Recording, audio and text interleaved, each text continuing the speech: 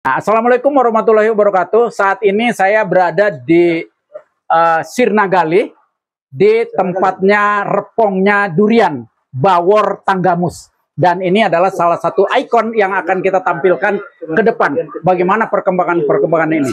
Tetapi sebelum itu, kebetulan hari ini adalah sebuah tonggak pertama, tonggak awal ingin membuat sebuah ikon, ingin membuat sebuah nama, yaitu adalah dengan sertifikasi pohon benar-benar bahwa di Kabupaten Tanggamus ada durian Bawor. Dan saya telah mengundang salah satunya adalah Pak Krisna ini. Assalamualaikum Pak. Waalaikumsalam. Ya. Kemudian Pak Sumardi. Selamat siang. Dan ada kawan-kawan juga itu, termasuk juga ownernya, yaitu Pak Haji Rudi.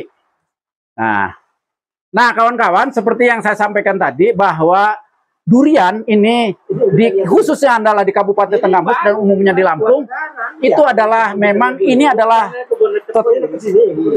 lokasi atau daerah yang memang sentra durian. Tetapi sampai hari ini durian ini adalah hanya durian-durian lokal yang tidak memiliki brand. Oleh sebab itu saat ini kita akan memulainya dari tempat sini, karena memang di tempat sini sudah memiliki pohon-pohon yang sangat banyak. Dan kita akan tanya juga dengan Pak Hajinya nanti sudah menanam berapa pohon terhadap duriannya. Nanti baru kita akan kembali kepada Pak siapa tadi Pak?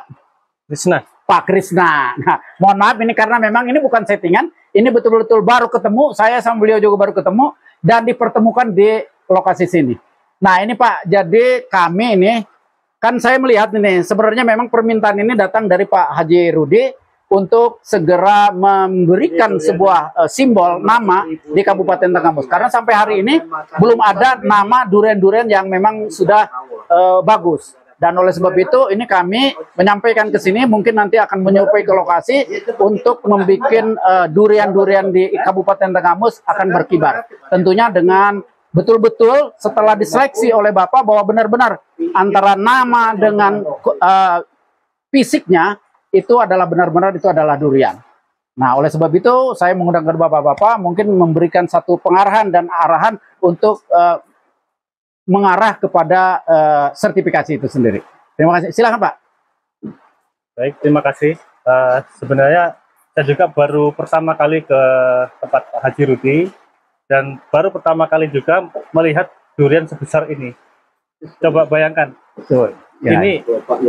Ini hanya kulitnya, ini sebesar ini. 30 cm ya, bahasa pendekat. Oh iya, hampir 30-40. 30 cm kalau saya ukur. Jadi kalau tidak salah tadi bobotnya kurang lebih 5 kilo. Kali.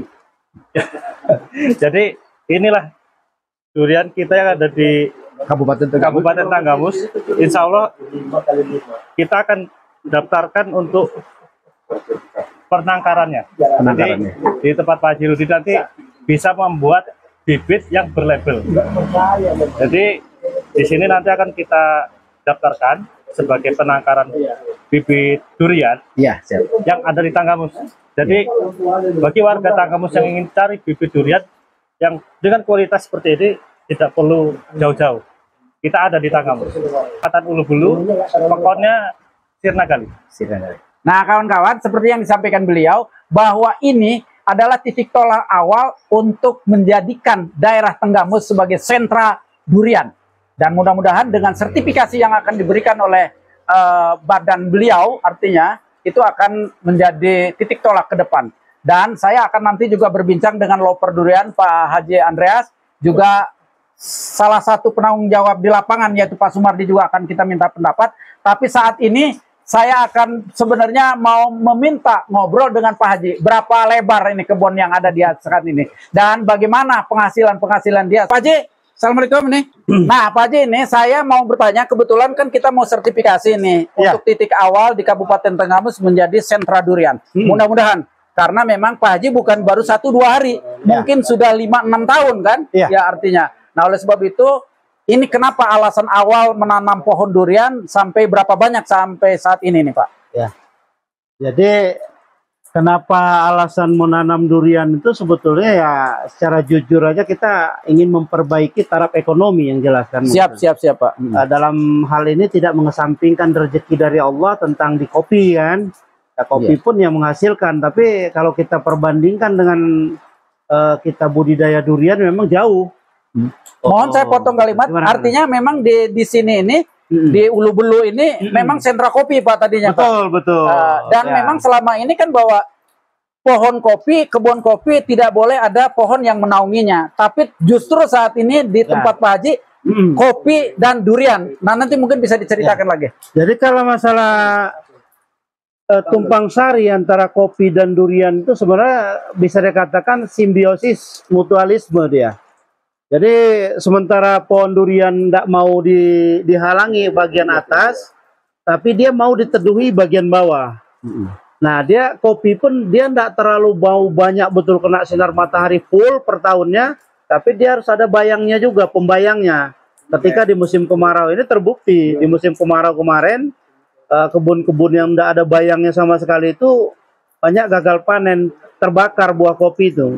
Ya yang di kebun kita yang ada bayang durian, ya alhamdulillah kopi relatif masih normal buahnya gitu loh.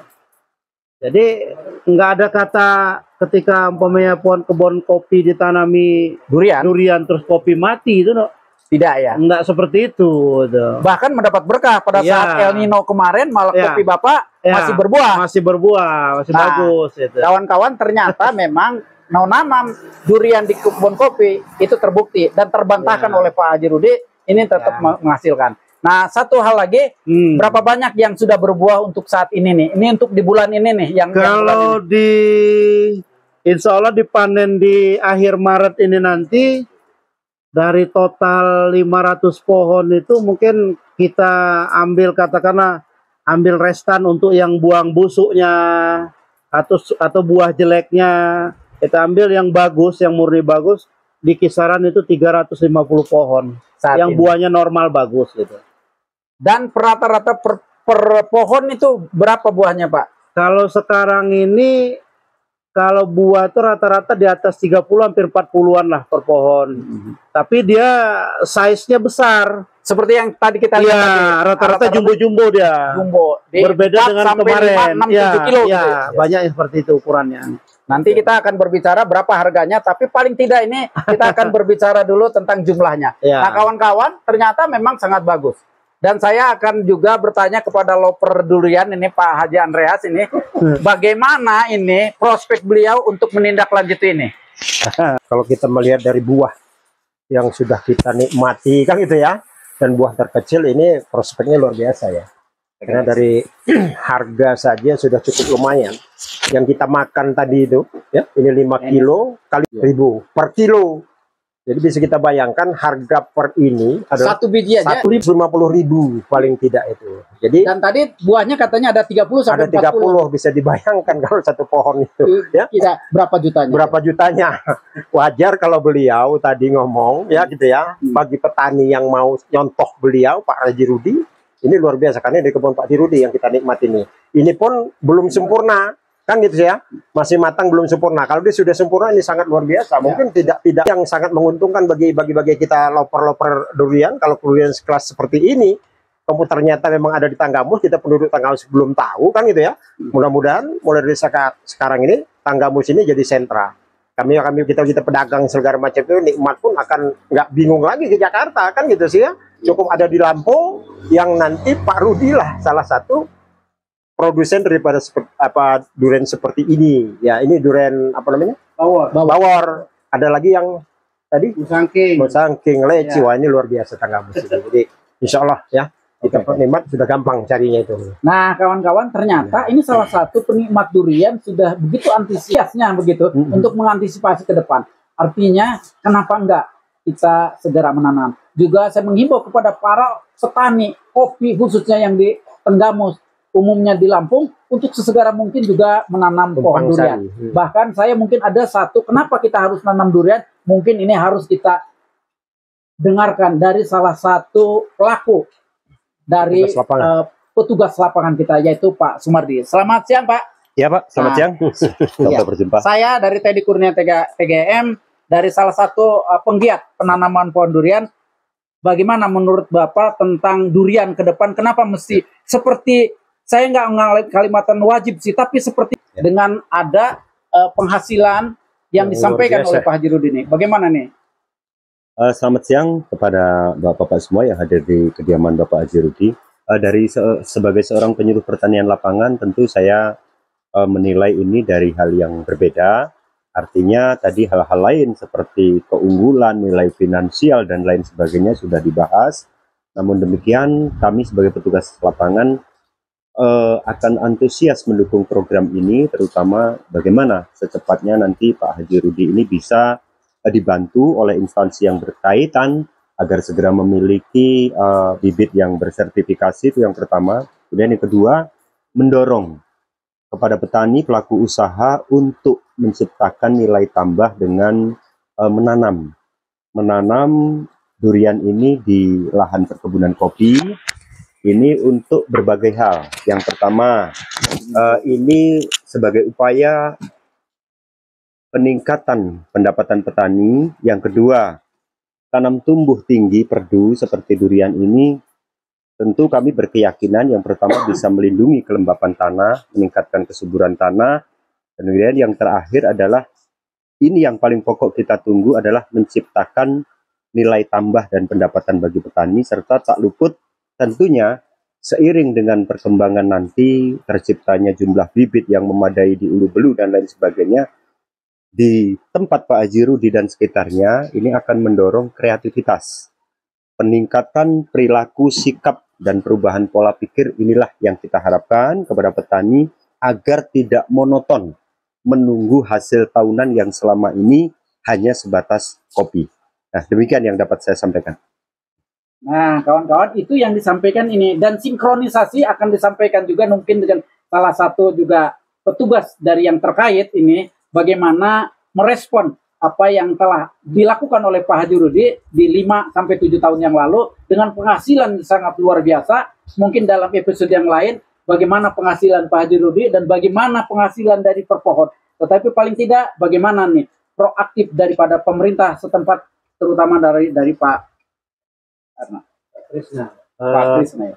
Mungkin dari saya respon dari pihak pemerintah terkait yang paling utama dari Dinas Pertanian, mungkin kita bisa promosikan durian ini ke berbagai sektor, mungkin dari pihak kehutanan atau pihak perkebunan. Nanti ada semacam MOU atau kerjasama untuk penanaman pohon durian di berbagai tempat, mungkin tidak hanya di kebun, tidak hanya di kawasan, mungkin di pekarangan. Siap. Itu bisa kita promosikan. Jadi untuk salah satu tonggak penghasilan di keluarga, walaupun ini kalau bisa dibilang pendapatan tahunan, paling tidak ini untuk meningkatkan kesejahteraan petani dari bidang ini hortikultura yang jenis pohon. Mungkin dari saya cukup, Pak. Terima kasih. Nah, kawan-kawan, seperti yang kita lihat, kita mengucapkan puji alhamdulillah, syukur kepada Allah Subhanahu wa taala bahwa apa yang dilakukan hari ini mudah-mudahan ini adalah sebuah tonggak untuk pengembangan ke depan. Dan ini bukan saja untuk Pak Haji Rudi atau mungkin kami, bahkan pihak terkait yang tadi meresponnya sangat luar biasa, bahwa ini adalah sebuah tatanan awal untuk perbaikan kepada penghasilan para masyarakat, karena memang seperti yang disampaikan oleh Pak Krisna tadi bahwa ini akan nanti ditindaklanjuti untuk disimbiosis dengan berbagai kalangan untuk sesegera mungkin kita disosialisasikan untuk bisa menanam pohon durian. Dan ini pohon durian itu ternyata memang bisa memperbaiki pendapatan per kapita setiap kali keluarga. Karena terbukti dari perubahan-perubahan yang dialami oleh Pak Haji Rudi, dan alhamdulillah beliau mau berbagi dengan kami. Dan mudah-mudahan dengan adanya Pak Sumardi, kemudian Pak Krisna, saya, Pak Andreas, juga Pak Rizal, itu akan menjadi tonggak yang baik untuk ke depan. Mungkin itu saja Bapak-Bapak, kawan-kawan, semua mudah-mudahan apa yang saya sampaikan ini adalah sebuah sharing, tetapi ini adalah sebuah real dari kegiatan yang langkah yang kecil, tapi mudah-mudahan merealisasikan obsesi yang sangat besar. Terima kasih. Wabillahi taufiq wal hidayah. Wassalamualaikum warahmatullahi wabarakatuh.